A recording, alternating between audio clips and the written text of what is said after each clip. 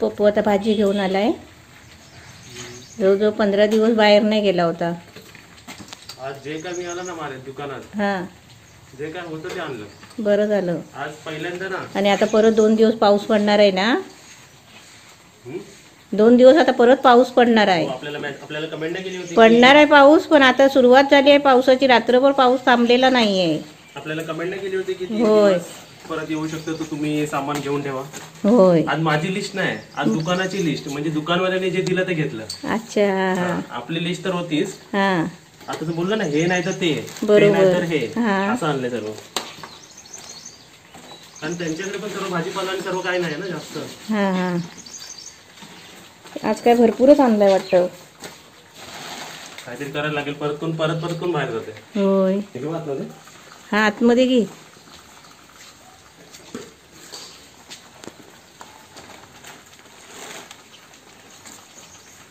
ह्याच्यामध्ये अर्धी शॉपिंग तर माझ्या डॉग साठी आहे. हा काय डॉग लोकांची मजा आहे. मग ठेव तिथेच.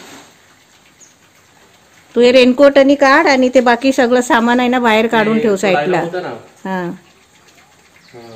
खुद का सॅनिटायझर होतो पुच, दुसरे का सॅनिटायझर होतो पुच पुच. बरोबर. स्वतःचा असेल तर एकदाच मारायचा. दुसऱ्याचा असला तर त्याचा चांगला फुसफुस व्हायचा. हे सॅनिटायझर वर पण स्प्रे पण सुक सुक. दुसरं बरोबर. दुसऱ्याचा असला की तो बिंदास वापरायचा हवा तेवढा.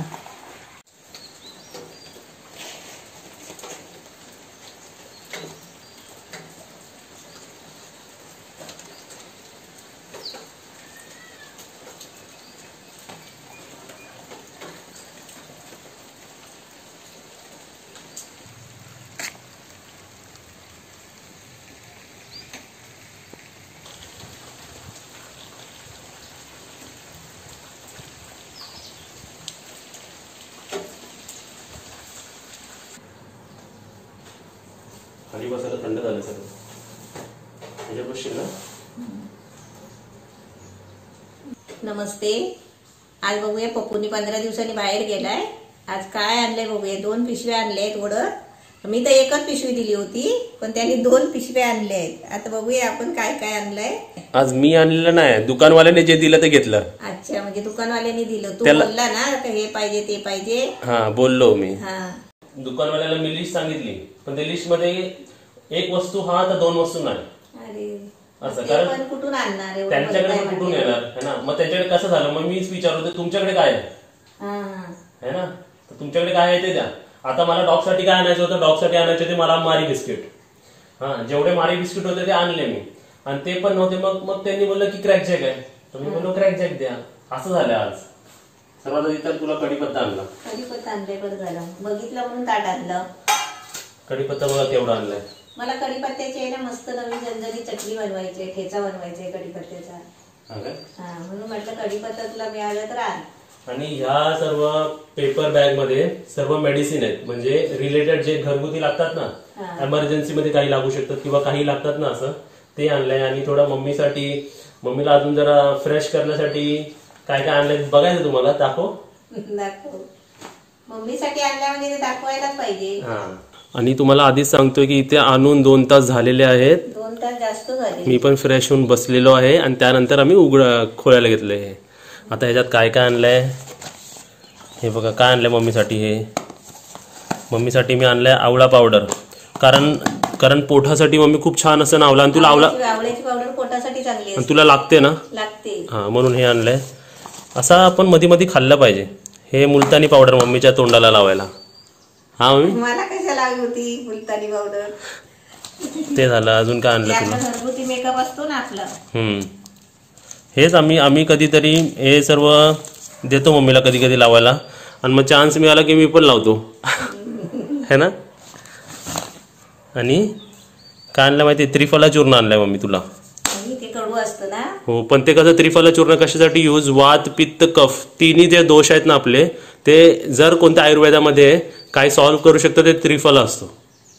तर तुम्ही हवा वगैरे झाला तर त्याच्यावर ते घ्यायचं. हा मी याची लिंक देतो तुम्हाला, किंवा त्रिफला ज्यूस असतो बैद्यनाथचा, त्याची पण लिंक देतो. ते तुम्ही परचेस करा. माझ्या हिशोबाने प्रत्येकाने ती 1 बॉटल तरी प्यायलीच पाहिजे 3-4 महिन्यांनी.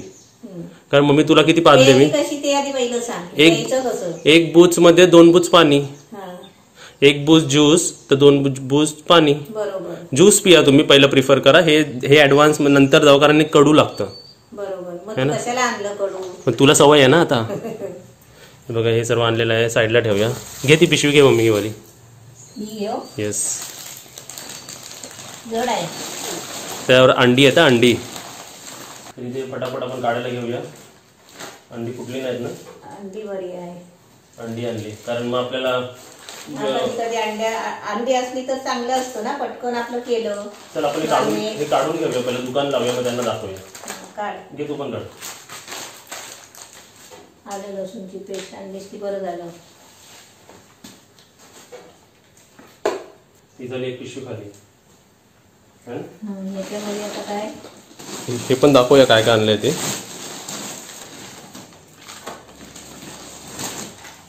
तू बोलला ते कॅन आणणार होता ना तेलाचं? कॅनच नाही त्याच्याकडे. नाही जे आहे ते असं झालं ना, जे आहे ते घ्या त्यांच्याकडे. मम्मी बिस्किट तर खात नाही. मला थोडी बिस्किट डॉगसाठी. डॉगसाठी आहे. ते बरं लागलेस. मच्छर का ना बाहेर बघा.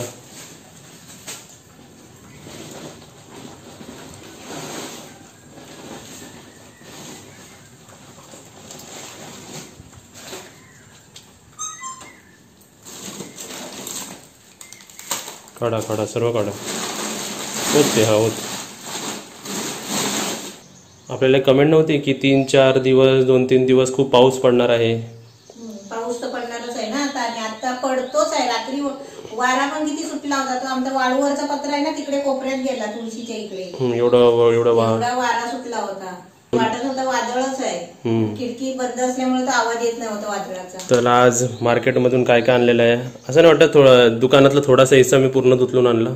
आपल्याला जे पाहिजे तेवढंच आणलंच आहे तू, बरोबर. जास्त पण नाही. हा ह्याच्यापेक्षा जास्त आणलं असतं कसं वेस्ट झालं असतं सर्व. हा वेस्ट जातो. आणि हे आपलं कोथिंबीर वगैरे पण आता ती राहत नाही ना जास्त पावसाची. हो. हे आणि कढीपत्ता कसं स्वस्तात होता म्हणून बोलतात ना, 10-20 रुपयाला देऊन टाकलं तर त्यांनी आणलं सर. एवढंच होतं ते बोलले घेऊन जा, है ना. बरं झालं आणलंस ते. तिकडून मी तुला बोलले कढीपत्ता आण, मला चटणी बनवायची आहे. कढीपत्त्याची. हा सुकी चटणी ठेचा बनवायचा आहे.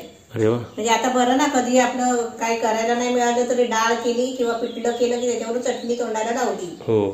हे तेल आणलंयस ना, हे अगरबत्ती, मच्छरची अगरबत्ती. तर पिशवीत काय मैदा आणलंयस ना. हा कायच नव्हता म्हणून ते विचारते, बोलतो मैदा आहे. मी बोललो दे 1 किलो. मग आता बरं झालं, मला मैदा पाहिजेच होता. कशाला बनवायचंय मला रेसिपी, नवीन रेसिपी.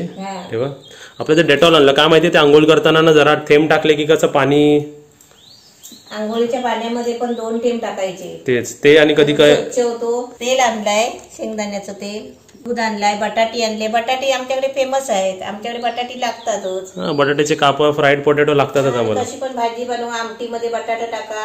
हात टेकवला ते काय आहे. हा तेच मी बोलते. तू हे चिवडा कशाला आणलाय? आता ह्याच्यापासून एक नवीन रेसिपी तुम्हाला दिसणार आहे. अच्छा, म्हणजे मी बनवणार आहे तेव्हा ना. हा मम्मी बनवल्यानंतरच. आणि ते खूप दिवस झालं पनीर नाही खाल्लं होतं मी. बरोबर, म्हणून पनीर आणलाय. बेकिंग पावडर पण आणलं. हे तर दाखवलं ना त्रिफला चूर्ण. ते मुंबईला बेकिंग पावडर, बेकिंग सोडा सगळं पडले बॉक्स. म्हटलं इथे पाहिजे ना आपल्याला, म्हणजे बॉक्स नाही असं आहे. हा असं आहे त्यांच्या. तीळ आणले, मेथी कशाला आणले सांग. ते आता पावसामध्ये जास्त पेरून पण फायदा नाही आहे. का? जास्त पाऊस नाही पडायला पाहिजे त्याच्यावरती. हा काय. हा आलं लसूणची पेस्ट आणलीस ती बरं झालं. आलं लसूणची पेस्ट आहे ना, बनवली असती मी. ते फ्रीज नाही ठेवणार कसं. हा बरोबर ना, म्हणून मी म्हणजे म्हणून आता सध्या तर असं नाही ना, पण त्याच्याकडे फक्त ही पट्टीच होती. तुम्ही बोललो मी बोललो पूर्ण पट्टी देऊन टाकते.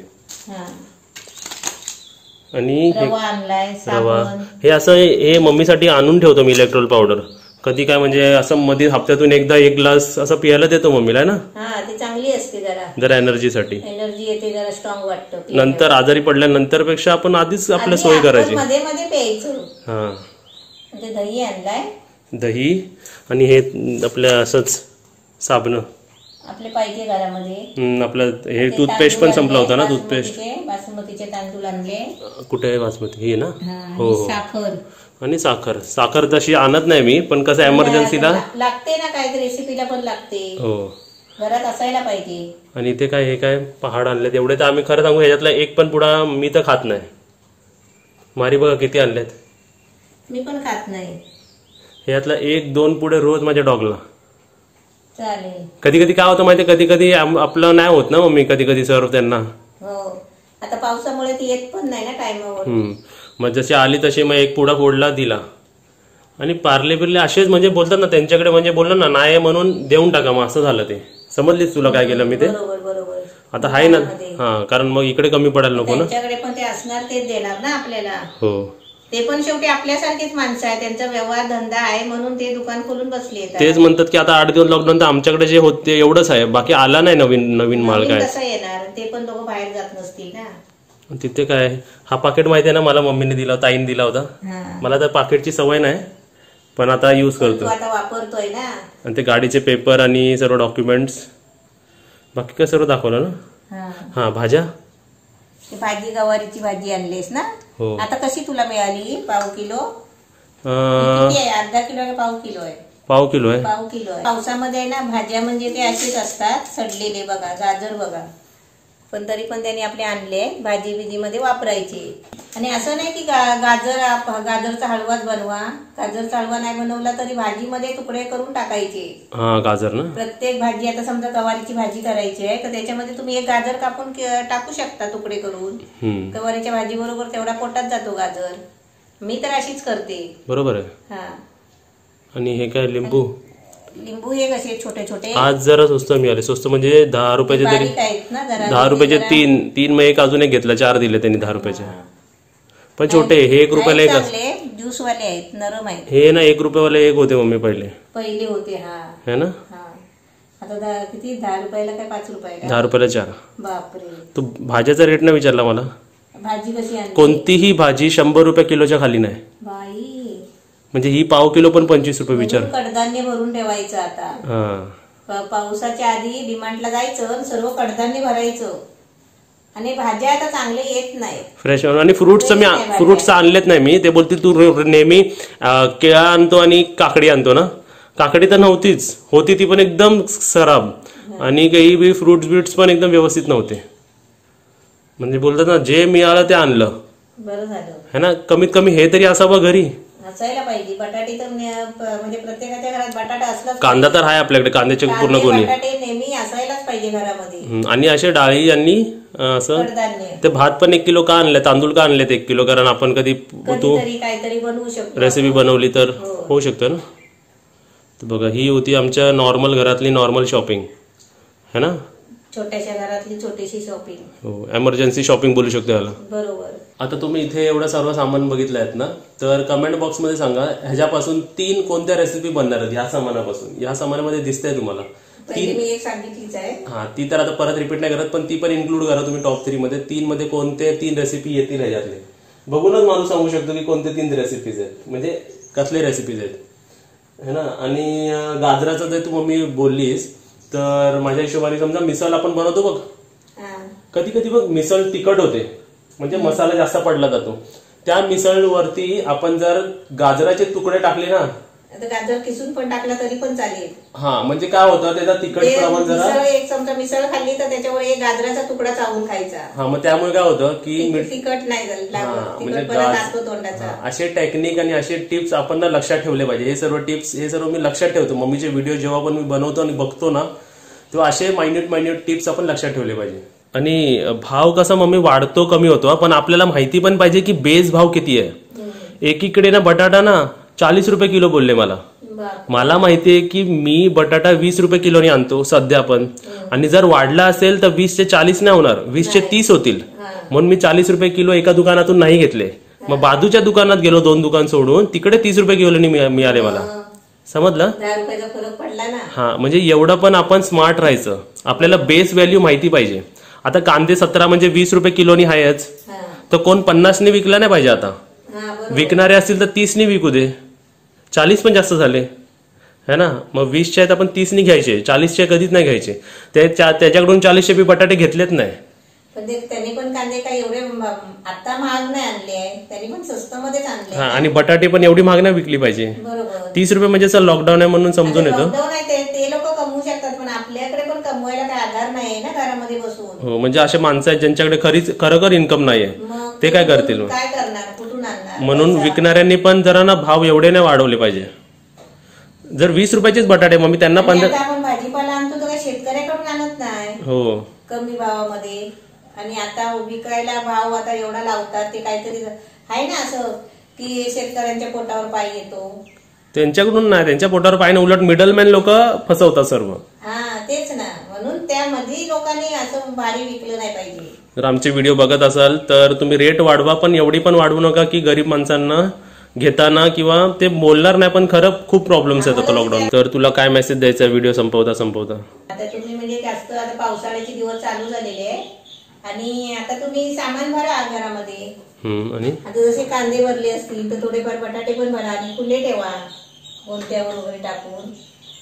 चांगले आणले ना तर चांगले टिकतात पण चांगले बटाटे. आणि यावेळी जे पाणी पिताय ते गरम उकळून पाणी पिया.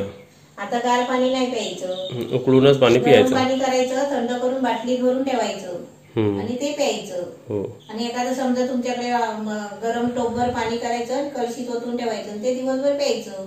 आणि अजून एक, जसं वातावरण बदलतं ना मम्मी, तसं ना ह्या सीझन मध्ये कधी कधी असं होईल ना की आपल्याला जास्त खाण्याची म्हणजे भूक लागेल, तुम्हाला सारखं काही ना काही खायला वाटेल.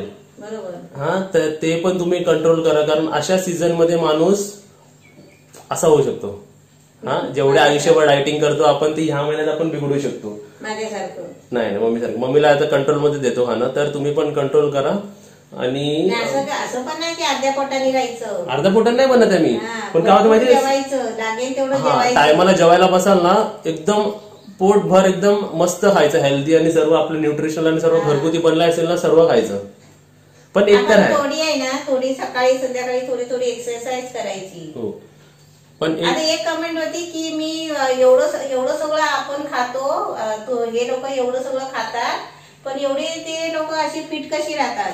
म्हणजे आम्ही भरपूर खातो, आम्ही जेवढं बनवतो ना तेवढं सगळं आपण खातो, पण एवढं सगळं खाऊन पण हे लोक फिट कसे राहतात? ते काय सायंटिफिकली जेवढे आपण कॅलरीज इंटेक करतो ना तेवढी कॅलरीज आपण बर्न केली ना तर माणूस फिट राहतो. पण आम्ही काय आता रेसिपी बनवतो काय तर आपण एवढी काय आपण एकदा दोघं असलो तरी काय आम्ही खात नाही तेवढं. आम्ही सांगतो का, पहिला पण सांगितलं ना, अगोदर पण सांगितलं होतं की आम्ही जेवढी रेसिपी बनवतो ना आमच्या दोघांना बास होते तेवढीच आम्ही ठेवतो आणि बाकीचे सर्व डिस्ट्रीब्यूट करून टाकतो आम्ही. आम्ही पहिल्यापासून आताच थोडे मुंबईला पण आम्ही म्हणून ते काय एवढं कमेंट होती की एवढं सगळं करतात मी खातात पण एवढी फिट कशी राहतात? म्हणजे सर्व नाही खात आम्ही, काय थोडं सर्व खातो, जेवढं लागणार तेवढंच खाणार. आता माझे चपातीची इंटेक किती मम्मी सांग? एवढी बॉडी आहे तरी मी किती चपाती खातो? जास्तीत जास्त आवडलं तर 2.5 किंवा 3, त्याच्यावरती नाही. 3च्या वरती जातच नाही, तेवढी माझी ऍपेटाईट झालंय कधीच जात. आणि त्यामुळेच कसं बॉडी फिट आणि एकदम म्हणजे बॉडीला जेवढी कॅपॅसिटी तेवढी पितो. आणि पाण्याचं पण कमेंट मध्ये मी सांगतो ना, पाणी पिया, पण पाणी पण ओव्हर नाही पिलं पाहिजे कधी. एवढं पण पिऊ नका की तुम्हाला दरवेळी टॉयलेटला जावं लागेल. एवढी पण पाणी नाही, जास्त पाणी पिऊन पण प्रॉब्लेम होतात. पाणी मी का लोकांना सांगतो, कारण पाणी त्यांना सांगतोय जे पाणी पियाला विसरतात आहेत ना, बरोबर आहे. त्यांनी पाणी पिवा आणि पाणी जेवढं बॉडीला लागेल तेवढंच पियाला पाहिजे. आणि अजून जे मेन जे माझ्या तोंडात नेहमीच असतो, एक्सरसाइज प्लीज करा, खूप गरजेचं आहे आता सध्या वातावरण. मी एक्सरसाइज करताना दिसत नाही म्हणतात, आता सगळंच थोडं कोण दाखवून करत असतो. आम्हाला जेव्हा व्हिडिओ बनवायचा असतो तेव्हा आम्ही तुम्हाला दाखवतो. रोज सेम व्हिडिओ नाही करू शकत. आम्ही रोज कसं दाखवणार मी एक्सरसाइज करते का नाही करते? अशी कमेंट होती, आता मी वाचते ना. तर काकी कधी एक्सरसाइज करताना पण दिसत नाही, तर एवढं फिट कशी आहे म्हणजे चांगले कशी आहे?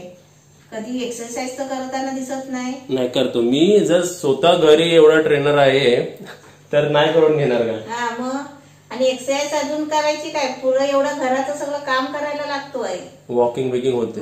पण ते लास्टला तेच सांगतोय सर्वांना, एक्सरसाइज प्लीज करा, कारण खूप गरजेचं आहे. सध्या वातावरण खूप कधी अप होतं कधी डाऊन होतं, तर आपण एक्सरसाइज केलीच पाहिजे. योगा करा, ब्रीथिंग करा, हे असे प्राणायाम तर केलंच पाहिजे सर्वांनी, कारण खूप गरजेचं आहे. आणि नक्कीच करा. आणि एक गोष्ट म्हणजे अजून एक गोष्ट करा की स्माइल करत राहा काही करून, पण हसत राहायचं आणि हॅपी राहा. आणि काही हसल्यामुळे अजून एक प्रॉब्लेम होतो की आपला चेहरा आहे ना, तोंड जास्त लवकर सुरकुत्या पडणार नाही चेहऱ्यावर. स्माइल आणि स्ट्रेस असल्यावर एकदम चांगलं हसत राहायचं. हसण्याची पण एक आपली एक्सरसाइज आहे. हो, ते म्हणतात ना फेस कसा ग्लोईंग असतो तुमचा, एवढा दोघांचा. सारखं हसत राहायचं, स्ट्रेस फ्री राहायचं, तर तुमचा फेस पण एकदम ग्लोईंगच होणार. आणि असंच आमच्यासोबत राहा, आम्हाला सपोर्ट करा, आम्ही तुमच्या बरोबर बोलत राहू असंच. आणि व्हिडिओला लाईक करा, शेअर करा, कमेंट करा, सबस्क्राईब करा आणि बेल आयकॉन वाजवा. कशी आता हे आपलं भाजी आणलेलं मित्रमंडळात तिकडे बसलेलं आहे, दमलाय फार. आता हे जे काय धुवायचे असतील ना, हे भाज्या वगैरे सगळे धुवून घेते. बाकीचं काय आपलं व्यवस्थित सगळं. आता 2 तास तर होऊन गेले.